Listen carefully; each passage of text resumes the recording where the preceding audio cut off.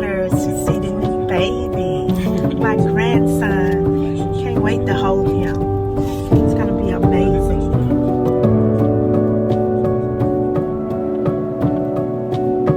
I'll just follow you.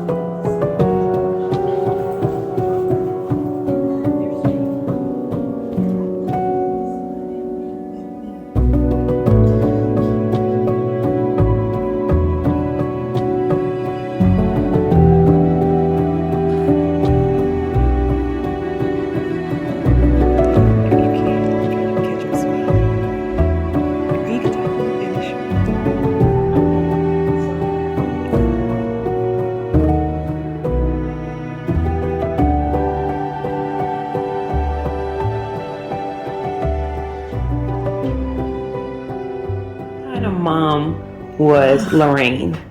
Thanks a lot. Yeah. No, as far as like, was she a strict mom or was she? Lorene was pretty strict, I would say.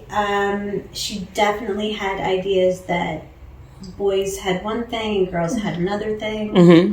Mm-hmm. Like my brother had a curfew and I had a very different curfew. Oh, I know about the curfews. I heard about that. Yeah. Even though we were only 4 months apart. Uh-huh. His was very different from mine. Mm-hmm. So yeah, she was very strict. It was she had kind of children should be seen and not heard. Grown-ups are having grown-up time go in the other rooms. Okay. Yeah. Okay. Sort of proper. Right. You wear, your hose when you wear a dress. Right. You make sure you wear closed-toed shoes to the office. Nice. Those sorts of things. Very proper, I would say. What was her rules for like once you made a certain age? Like did you have to at a certain age? Because I heard at a certain age you had to be on your own. What, when you graduate high school, you have to be at the house? you telling me like, what? That's not normal? That's how you're saying it to me. Like, yeah, after high school, like, no, that's not normal. Like at 21, I was like still living with my parents. I didn't leave till 22. Yeah, so. No, I graduated high school and I was like, I've been paying bills, I've been paying rent, I've been paying for my phone, electric, all of this. Yeah. The amount that I'm paying it here, the fact that it goes up $100 every month, I'm going to get my own place. So you would say... But I think I was the only one who actually paid. Wow. Yeah. Well, that's the answers are pretty accurate, But there was also like, what was it? I wasn't allowed to spend the night at people's houses because I was too old. I heard that too. I didn't let any of my kids spend the night because I don't want other kids coming over to spend the night in my house. Yeah. I got 5 kids. The little ones were allowed to. Missy and Marcy were allowed to. Not too much. When they were younger. But you said I was too old to do it. I didn't y'all wasn't allowed to go out of the house when we went there.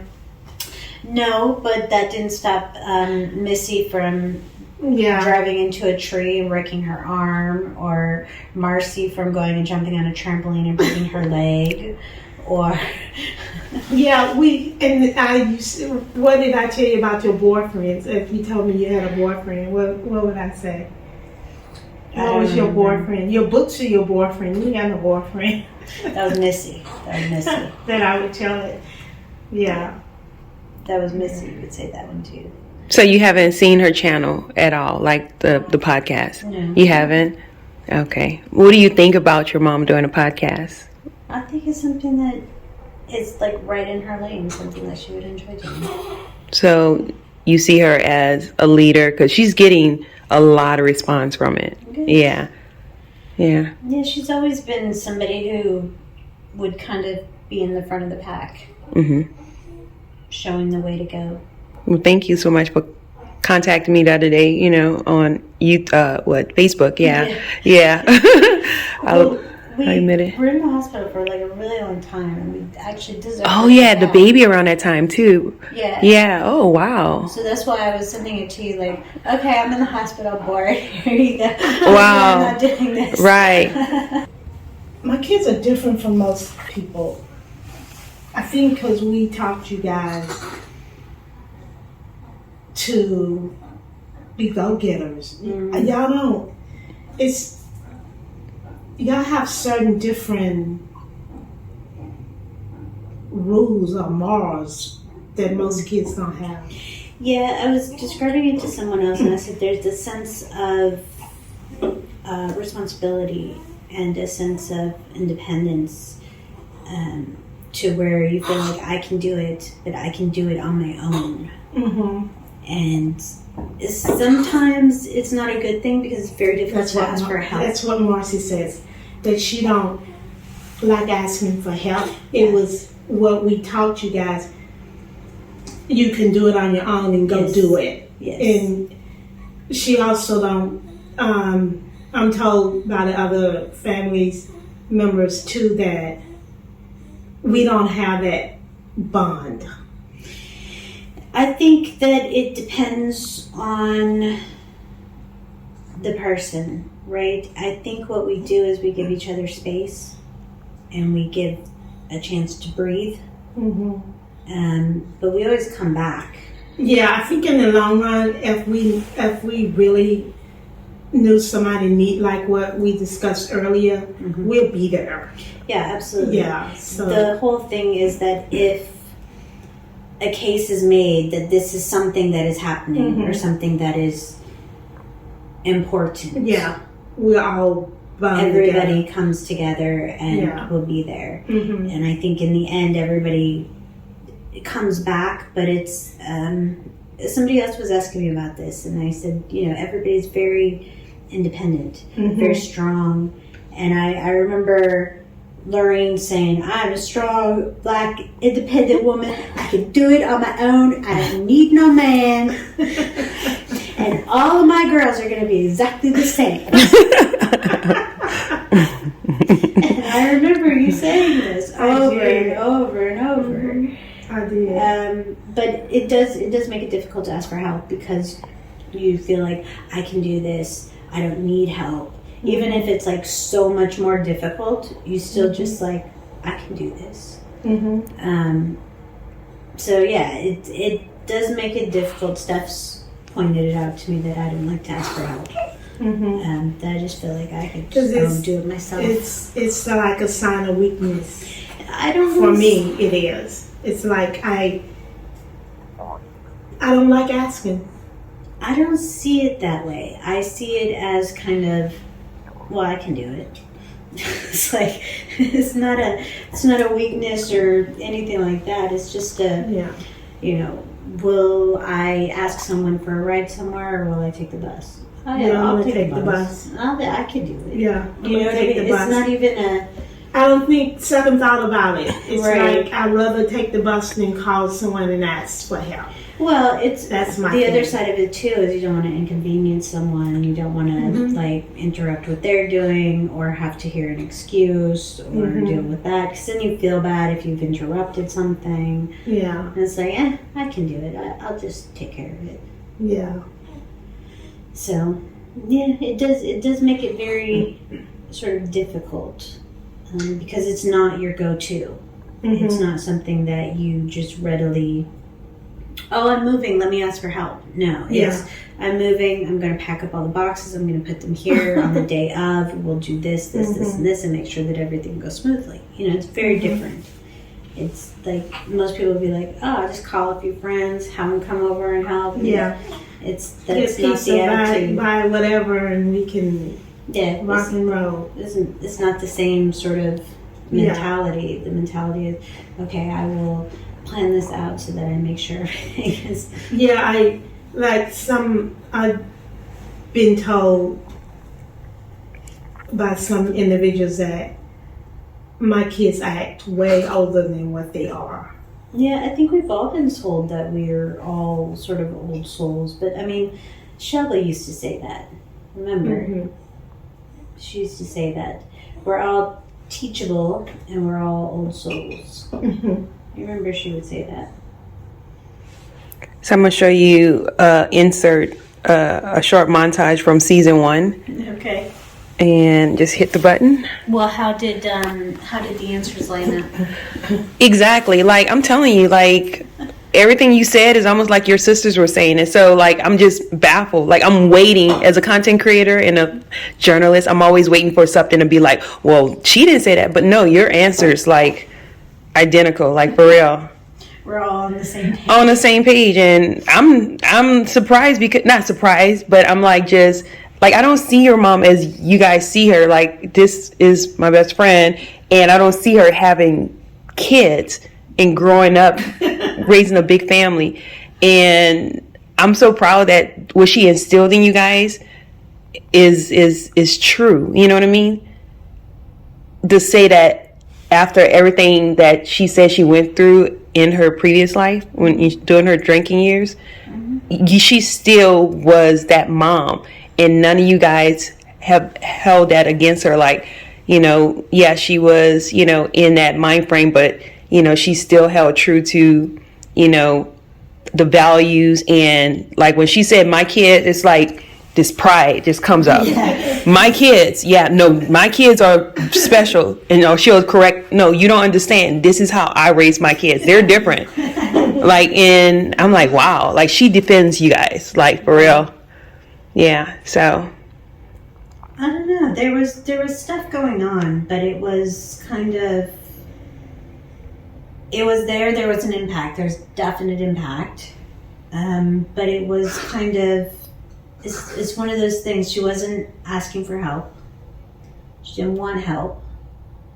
But it was also sort of, I don't know, not necessarily debilitating, but it was, if that makes sense. And it didn't take away from her. It was kind of waves. Yeah. Mm-hmm. Yeah. So you have, with everything, you have highs and lows. Mm-hmm. And that's what addicts and alcoholics do. Mm-hmm. You don't know which one you're going to get. Yeah. No, I know. Yeah. I know. Yeah. We used to do those drives, and those tend to be... Yeah. Okay, tell me about the drive. Lows. Yeah. Those were your lows, I think.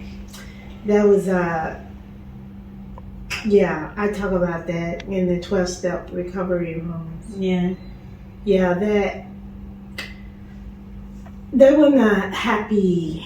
No. I think, you know, when I think I was with you with your lows, I think, most of the time. You were with me most, because you hung out with me. Yeah. You were all with, everybody thinks that it was Marcy. Yeah.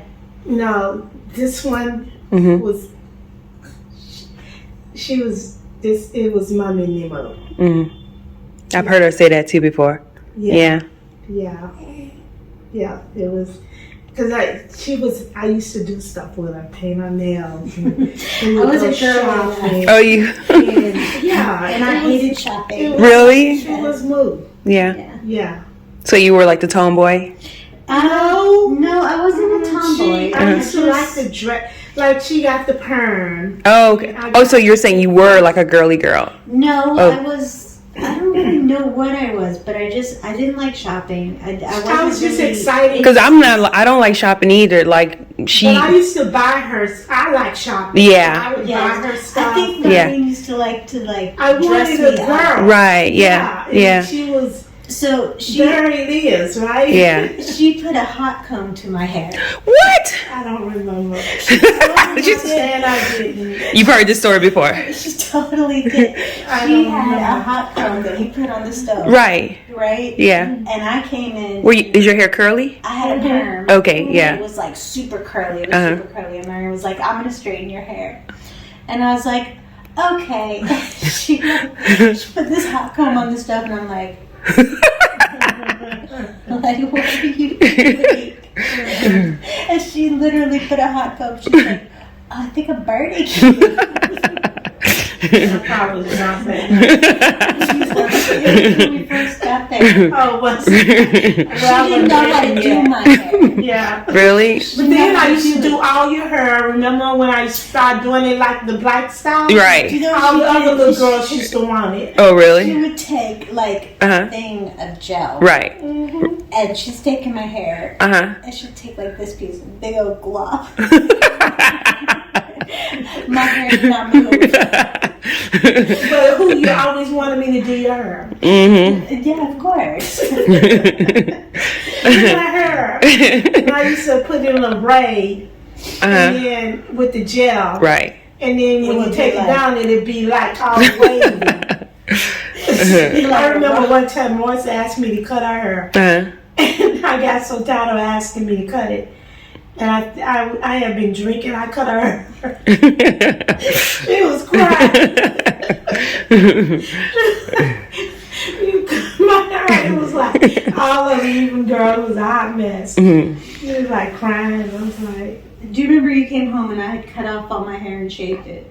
I do right. My hair was down to my butt. Really? Oh, wow. And I was constantly breaking brushes. I couldn't get a brush through. Really? Like, literally breaking them. Oh, wow. And because it was very thick and Right. coarse. Yeah. And we had this mirror, long mirror in the hall. And I stood in that mirror and I cut it into a bob.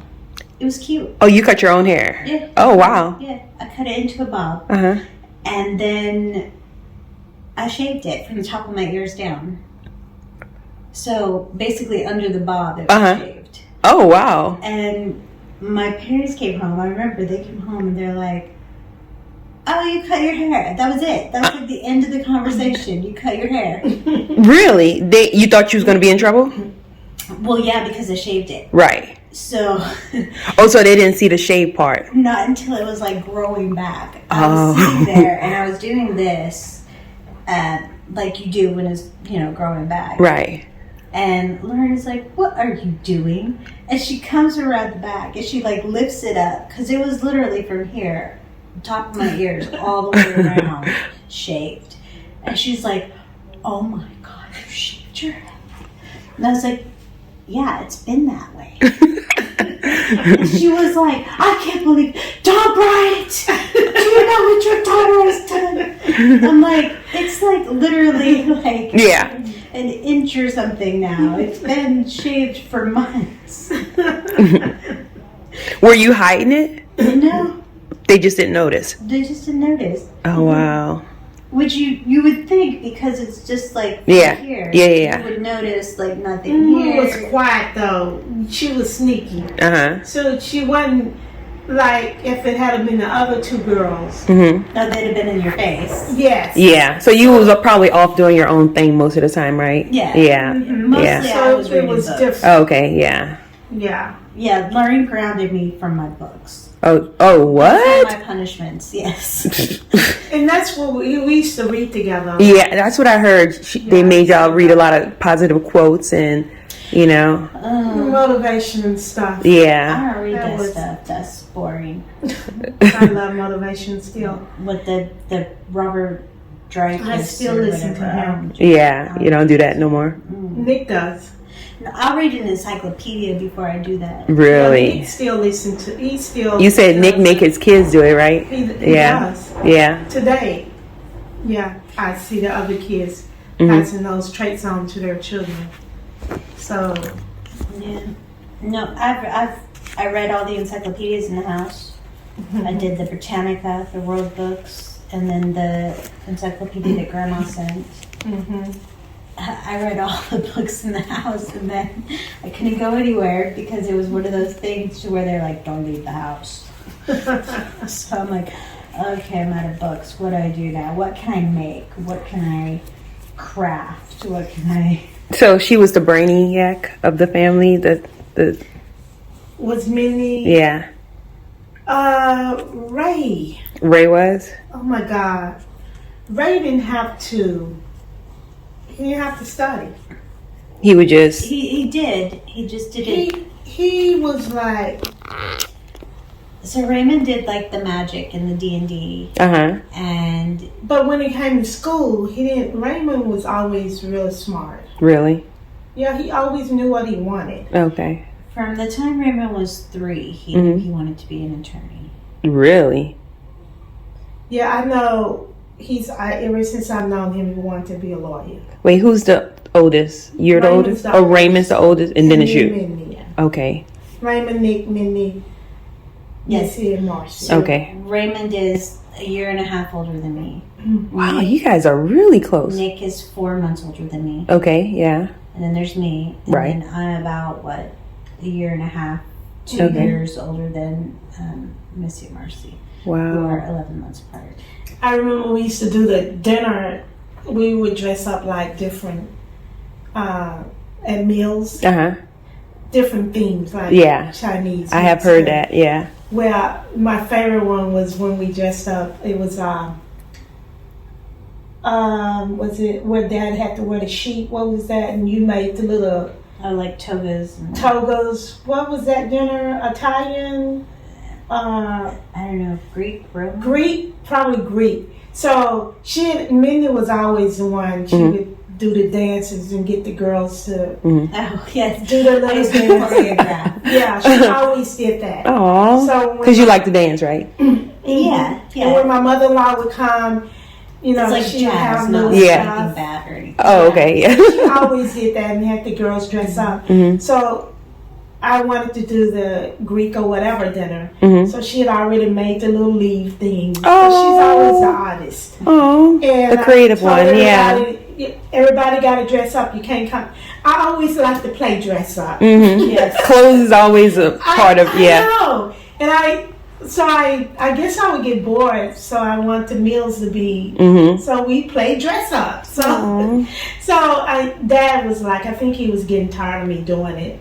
He didn't want to do it. So I was like, no. Everybody's got to do it. So he was like, fine. He goes to the bedroom. And he gets a sheet and comes out. He got this sheet just thrown on it. It was so funny. I mean, we couldn't do it. It was like hilarious. He's sitting there and he's probably with the sheet on, big old white sheet. But I used to like stuff like that. I like playing make believe. Yeah. What was that game we used to do where you would run around? Gestures. We still play that. Lorene will go and find all the props through the house. She'll look through her cards. Okay, wait here. You're waiting for 20 minutes while she's going to find all her props. And she's literally got seconds for each card. There's only 5 of them. She's got seconds for each card. But we're waiting 20 minutes while she goes and finds her props. So that you can guess it. It's supposed to be gestures, meaning you gesture, right, guess. Yeah. But she's got to do the props, so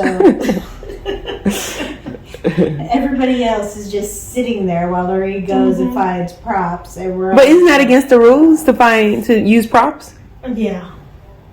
But we all know you make your own rules. Lorene's gonna do her own thing. The rest of us didn't have props.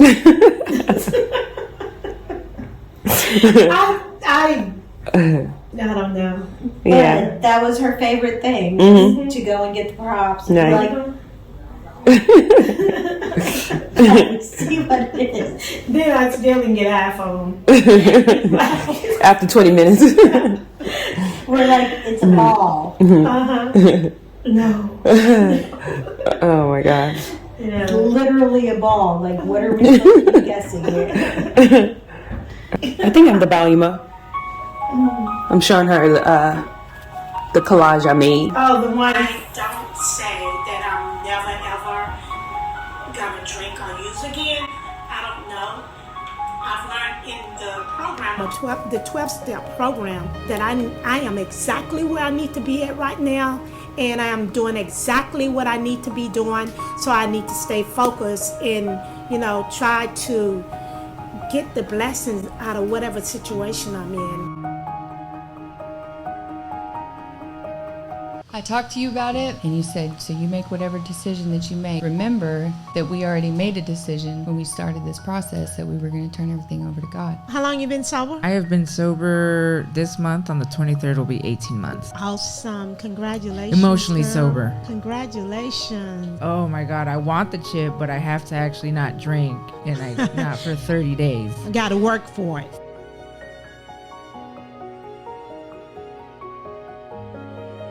You know, I had to downsize my God. Yeah. He was too big. Yeah. You know.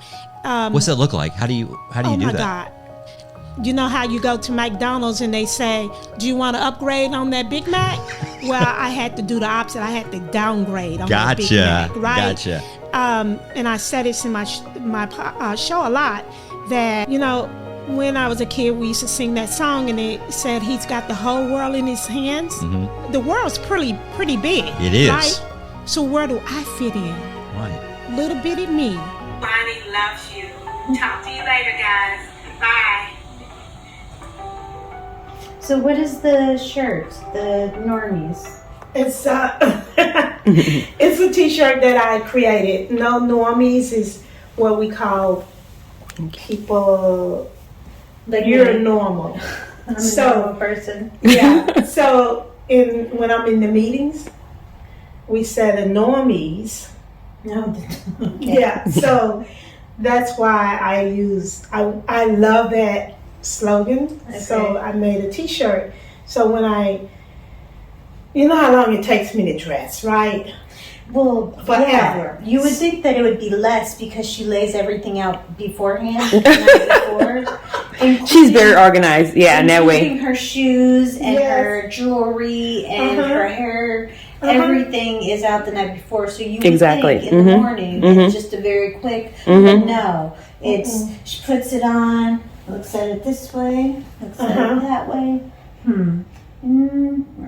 Yeah, yeah.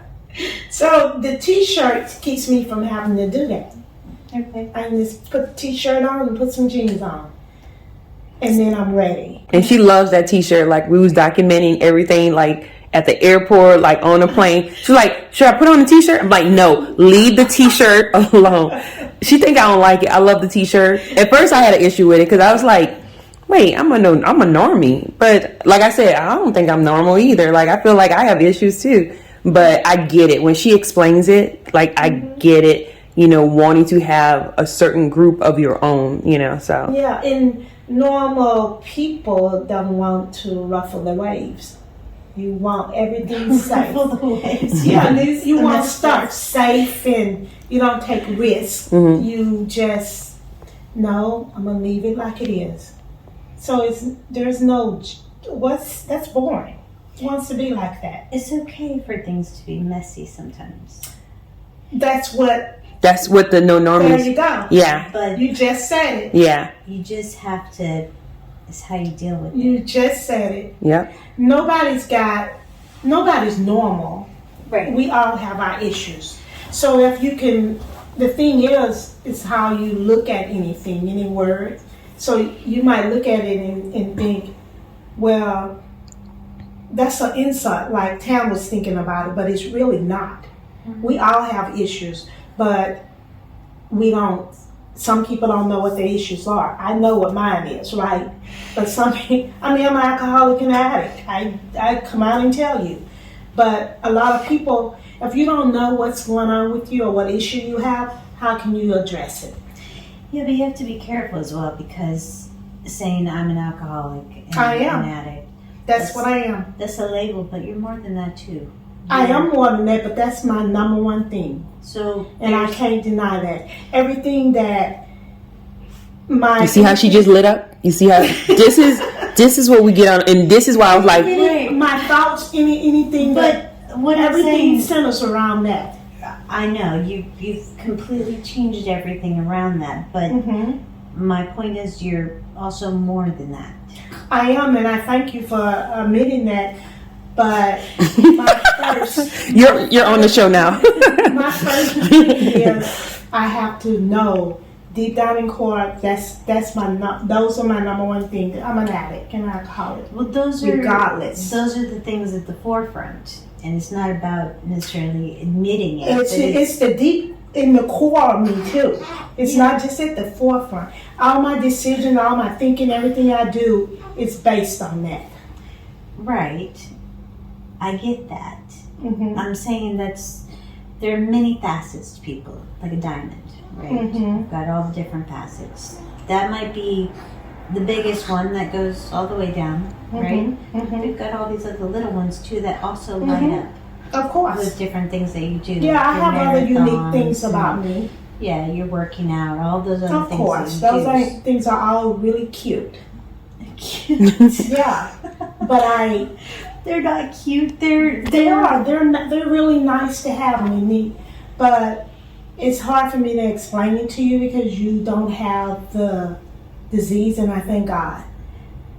It's hard for me to explain it to a non-alcoholic or addict. Can I kind of explain it from what I think I've learned? And please correct me if I'm wrong, because I'm trying to learn so I can think like her when I'm promoting the show and answering questions on her behalf. So to me, I remember in the beginning, she said, yes, I gotta keep saying I am an alcoholic. And I kept on saying, no. I'm like, you're not drinking anymore, so you're not an alcoholic. It's like when you stop something, it's like, you know what I mean? Okay, so stop me if I'm wrong. No, I'm but listening. I want to see. Okay, so I feel like you have to keep saying, and this is what my perception from what you have taught me.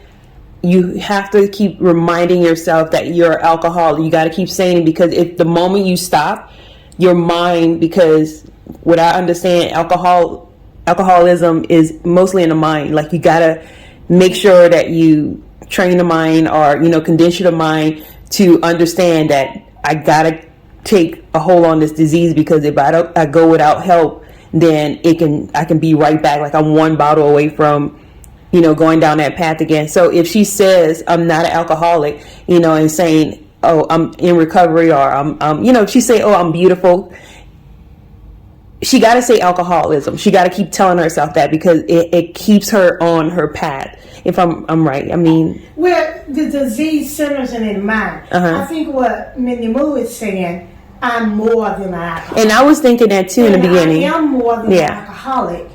I am other things too. I'm your mom. First of all, but your mom is an alcoholic.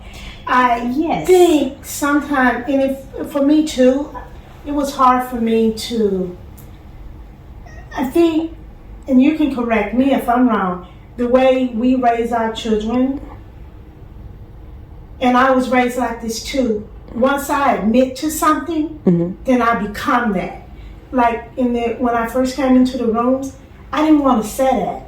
Because I was raised to believe if you say something that you become that. Yeah, it becomes real. If you keep saying, if you think you're ugly, you become. If I say I don't feel well, then I'm going to start feeling that. Right, exactly. Right? So it was hard for me to start saying that until sometimes I call it being brainwashed. Okay, I'm totally fine with that. If I'm brainwashed, let me stay brainwashed, because I'd rather be here and be present and be your mom and have my grandson over there that I can love and cuddle with. So let me be brainwashed, right? I don't know whether it's brainwashed or what. I just know that I'm sober today and I'm present, and I can be in my children's life, be in my friend's life, and be a part of society. When I'm drunk or high or whatever, I'm not a part of anybody's society.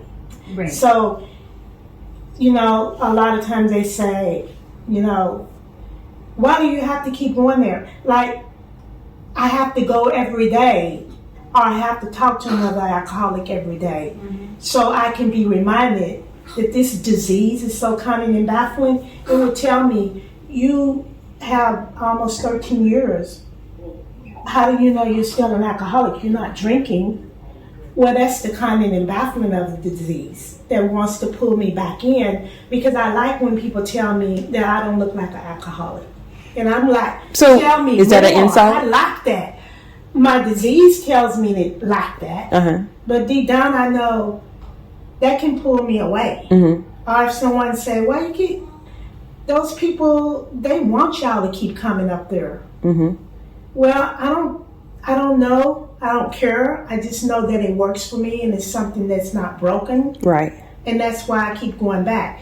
Because I know that I'm a lot worse off when I don't go. Right. Because even though I don't drink, I might not drink, but I'm in my head and I can be mean.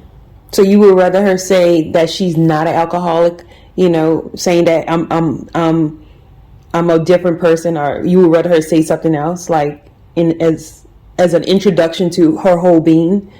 No, I'm fine with. Yeah, the I know whole, what you were saying. I'm an alcoholic. My point is, don't forget That I'm also- other things. Yes. Yeah, and I know that. It's Because just what happens with Lorene is that she can get a little single-minded and to the exclusion of other things. My program does come first. I'm not saying it doesn't. Well, it's my higher power program, and everything else follows behind. But I don't think you really know me as a sober person. Could be. Yeah. Could be. And when you say that, and I'm only saying because I'm kind of stepping back for you to say that. You know, it's like, Could be. yeah, because you don't, and we haven't been in each other's lives and I'm saying this because I try not to say something that I don't want to hold up to. I want that to change. I want to learn you as an adult too, so you can be able to say something like that. Does that make sense? Sort of. I'm kind of following you. The way it makes sense for me is I can't put you in the same category you were when you were living on Falkland, because that's not fair. And the statement you just made to me is not fair because you don't know me as this individual. Okay. Does that make sense? Okay. And like, I don't know you. I know my daughter, but I don't know her as a woman because I haven't been in her life long enough. You know, we haven't been around each other that much Okay. for me to be fair to say, well, this is how I know you move and this is what you usually do. Okay. So that's what I mean. I'm not saying they usually do it or that it's anything like that. I'm just saying that sometimes the perception is on this side of the fence, you do tend to focus on things. So how did you draw that conclusion?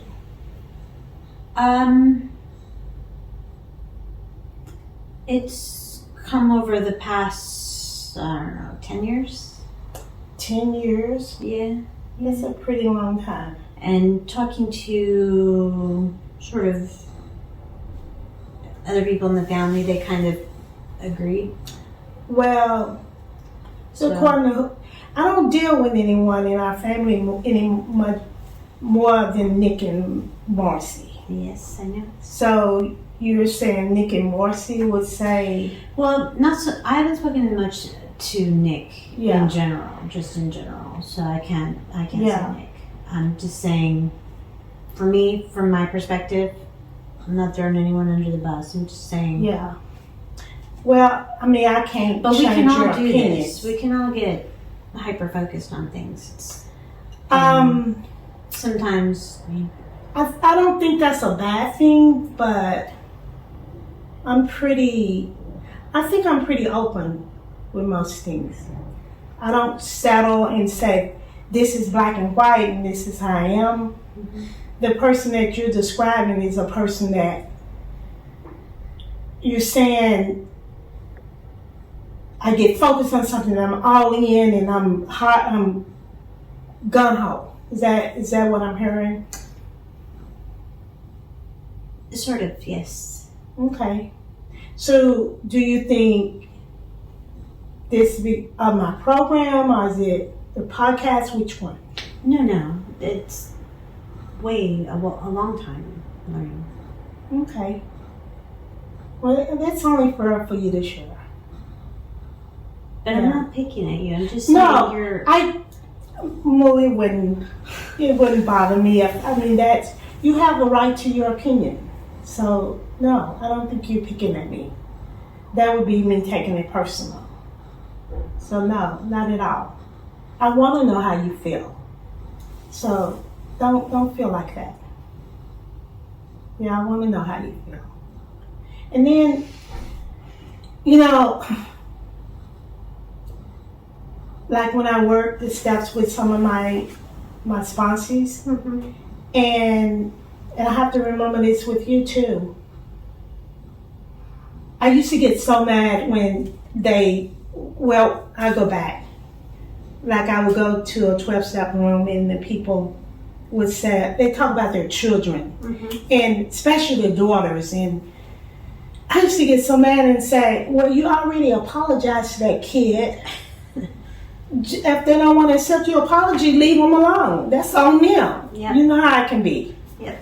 And my sponsor had to pull me aside and she had to say, Lorene, it's not up to you when you're making amends as to how that person accepts that amends, right?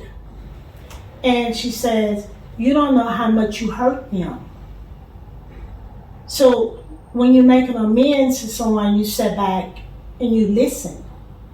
And I started thinking, why does that bother me when these people are talking about their daughters? And I had to think, in my program we have, when there's something that disturbs me, there's something inside me and it has nothing to do with whatever that person. So what was disturbing me was what our relationship, mine and yours, right? And it was like I had to think, you know what, I made an instant move, but I wanted her to just get on the bandwagon and just forgive me, right?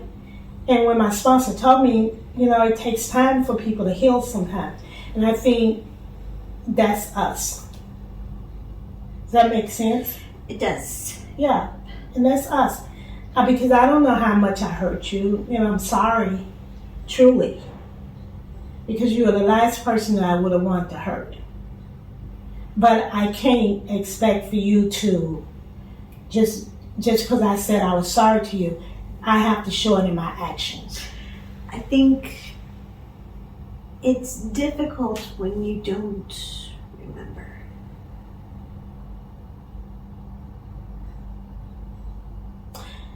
Sometimes, Moo, people, and this is not me justifying them, just telling you what I've learned.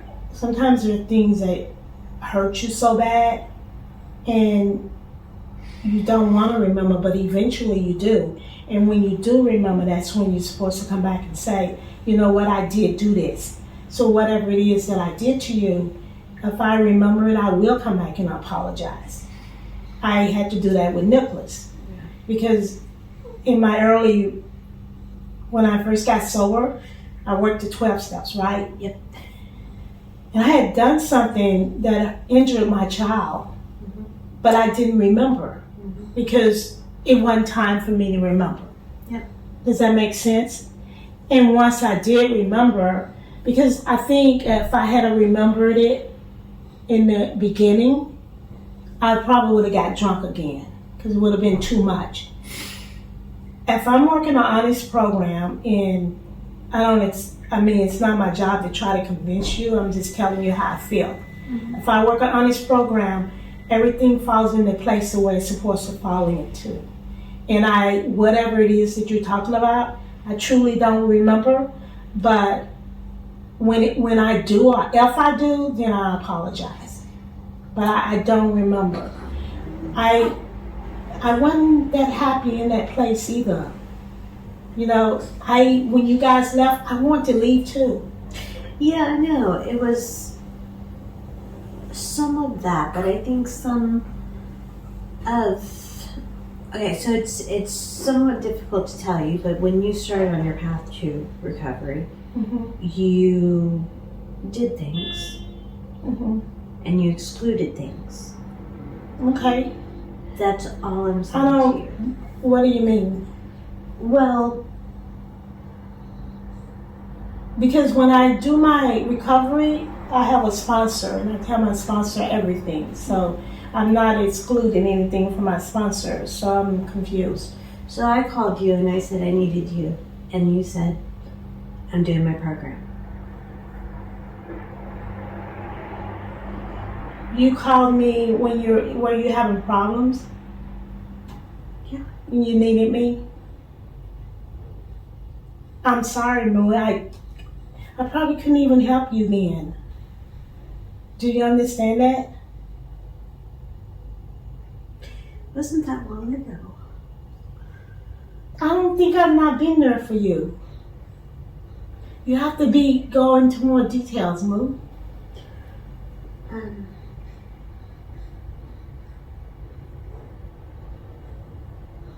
Because I don't think I would ever not be there if you needed me. You